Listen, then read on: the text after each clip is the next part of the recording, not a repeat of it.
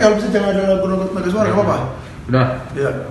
Bang, cerita nih, kenapa nih Lia nih katanya ada peradilan apa enggak sih di PN Jakarta Selatan? Ya, terima kasih. Jadi memang yang pertama juga kita kaget ya. Kenapa tiba-tiba klien kami Lia Kalista ya ditetapkan sebagai tersangka.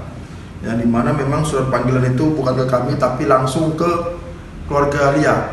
Lia sendiri juga sebelum ketemu kita merasa shock atau, tapi setelah kita ketemu sama Lia, kita paparkan, akhirnya Lia menanggapi dengan santai gitu loh, kurang lebih seperti itu. Kasus hukumnya seperti apa sih? Anda ini tahu nggak kasusnya Lia sendiri dari sejak awalnya kenapa dia ngomong soal si A si B-nya? Ya sebenarnya kalau kasus ini kan memang kan dari awal kan dari kantor hukum Leonaga yang nangani ya, yang dimana memang dari panggilan pertama, panggilan kedua sampai ditetapkan dia tersangka memang kan kami yang dampingin. Nah, kalau masalah kita melihat masalahnya itu kan dari acara pagi-pagi happy ya. Pagi-pagi eminensi. Ya, eminensi pagi-pagi happy ya, acara talkshow ya. Ada dua. Yang dimana memang klien kami di situ diberi pertanyaan, gitu loh. Akhirnya ya mungkin karena satu saking polosnya akhirnya terucap lah, tapi tidak menyerang nama seseorang. Ya itu saja sebenarnya, gitu loh permasalahannya, gitu loh. Anda tahu kenapa Lia itu mau diwawancara, mau ditampil di talk show itu sebagai pembicara mengenai orang lain gitu? Apa dia punya masalah dengan si Inces ini? Nah kalau itu memang kami sebagai kuasa hukum, memang capek. tidak pernah menanyakan masalah tim-tim itu ya, tim-timnya yang pelapor ya. Tapi yang pasti memang ya Lia sendiri juga mengakui ya spontan saja gitu loh, spontan. Yang namanya pertanyaan dari host kan ya dia jawab, tapi tidak menyebutkan nama gitu loh. Cuma pengusaha ya ada gitu ya, pengusaha ya seperti itu doang aja gitu loh. Tapi kan nama seorang Haji ya Pak Haji itu aja kan, itu kan banyak luas, makanya kami juga sangat kaget juga melihat klien kami ditetapkan sebagai tersangka dengan pasal yang 310 tadi gitu loh, lebih seperti itu. Dia ini mengetahui atau memang disuruh atau bisa ngomong seperti itu gitu? Jadi ditegaskan sekali lagi dari videonya kan bisa kita lihat bahwasanya sumbernya untuk bahan daripada yang dipermasalahkan itu sumbernya dari pertanyaan. Tentunya Lia hanya menjawab daripada pertanyaan yang diberikan.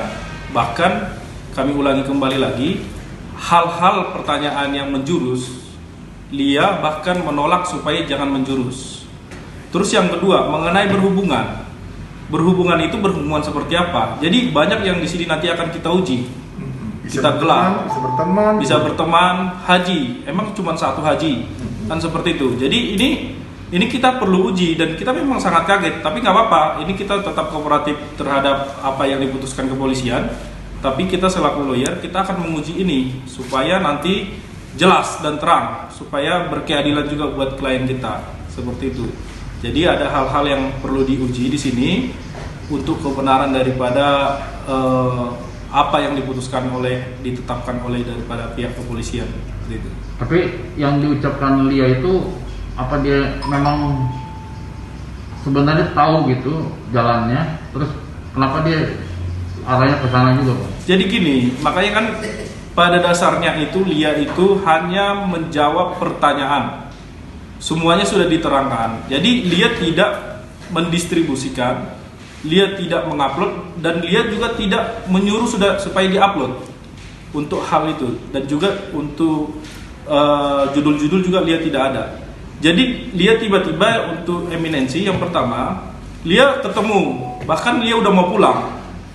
Lia karena seorang yang public figure dan juga orangnya ramah dan baik, dia ada pertanyaan dan akhirnya dia jawab, dan dia juga jawab hal-hal yang menjurus dia berhentikan.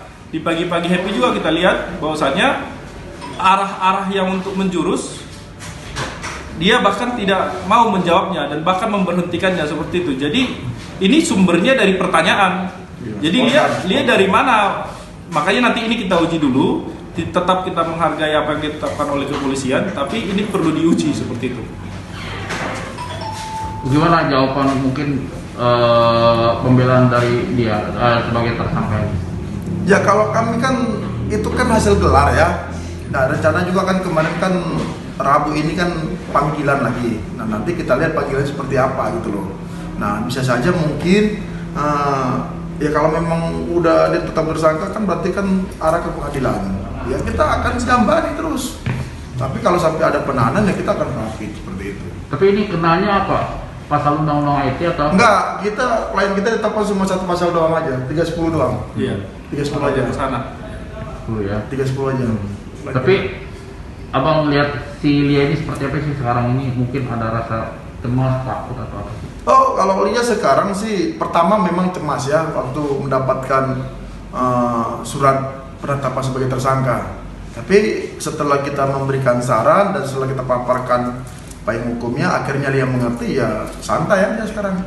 Kita Lia sudah percayakan ke kantor hukum kita, ke kuasa hukumnya ya dia tinggal santai aja, tinggal mengikuti arah kita aja seperti itu kurang lebih. Kapan dipanggil lagi? Mungkin minggu depan. Minggu depan. Situasi sekarang kan COVID ya. Nah. COVID ini tidak ada pemeriksaan kali kan, jadi ya diundur lagi minggu depan.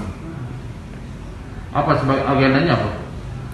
Agendanya Pemeriksaan sebagai pemeriksaan sebagai tersangka dong. Sebagai tersangka. Kan kemarin itu kan gelar nih. Iya. Gelar ditetapkan. Ya, nanti ya panggil sebagai tersangka.